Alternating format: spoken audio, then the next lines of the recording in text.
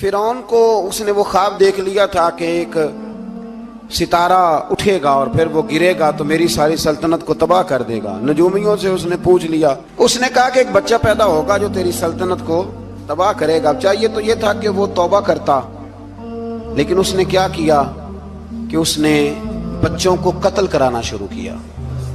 یذبحون ابناءکم، ذبح کرا دیتا تھا تمہارے بیٹوں، اور بچیوں کو وہ زندہ رکھتا تھا۔ تو حضرت موسیٰ جب پیدا ہوئے تو ان کی والدہ نے پتہ کیا کیا، ان کو ایک صندوق میں بند کر کے دریا میں بہا دیا۔ اب دریا میں بہتے جا رہے ہیں تو ماں تھی تو پریشان بھی ہو گئی، ان کی ہمشیرہ کو کہنے لگی ذرا دھیان رکھنا کدھر جاتے ہیں۔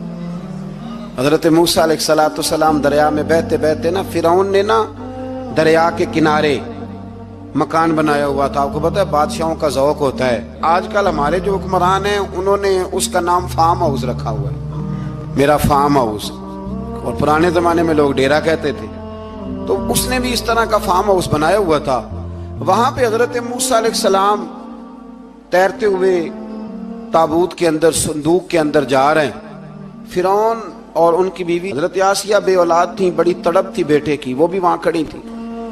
صندوق تیرتا ہوا آیا تو فرعون نے کہا کہ جاؤ پکڑ کے لاؤ، دیکھو کیا ہے۔ جب وہ لے کے آئے نا تو آپ کی ہمشیرہ جو نگرانی کر رہی تھی پریشان ہو گئی کہ یہ تو اس کے ہاتھ لگ گئے، یہ تو اب مار ڈالے گا۔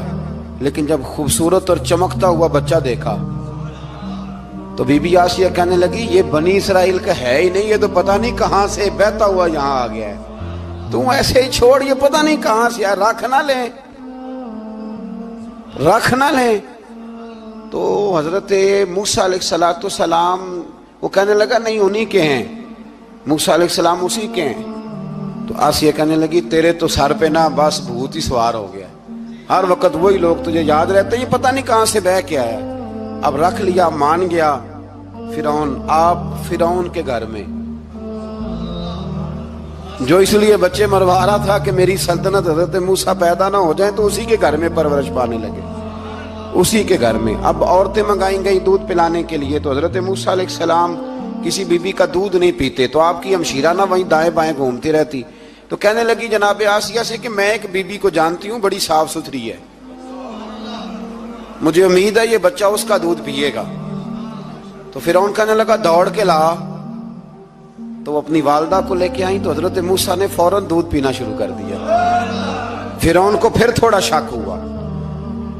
ایک روایت یوں بھی لکھی ہے بعض لوگوں نے کہ فرعون ایک دن اٹھایا ہوا تھا حضرت موسیٰ کی، ابھی تھوڑی سی عمر تھی، تو آپ نے اس کی داڑھی پکڑ کے تو ایک گھونسا دے مارا، جلالی تو شروع سے ہے نا۔ تو کہنے لگا آسیہ تو مان نہ مان یہ بچہ وہی ہے۔ تو حضرت بی بی آسیہ کہنے لگی کہ تجھے غلط فہمی ہے، یہ وہ نہیں ہے۔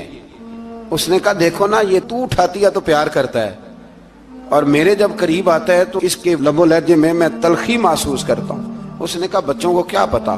خیر، ایک طرف اس نے کھانے پینے کی چیزیں رکھ دی، ایک طرف انگارے رکھ دیے۔ وہ بھی حضرت آسیہ کہتی ہیں کہ تجھے سمجھ آئے بچے بچے ہوتے ہیں۔ حضرت موسیٰ بچے تو تھے، پر تھے تو اللہ کے نبی نا، اللہ کے نبی تھے۔ جب اس نے کہا نا یہ بچے ہیں، تو حضرت موسیٰ علیہ السلام بجائے انگاروں کی طرف جانے کے، نبی تھے وہ سیدھے کھانے پینے والی چیزوں کی طرف بڑھنے لگے۔ فرعون کہنے لگا اب بتا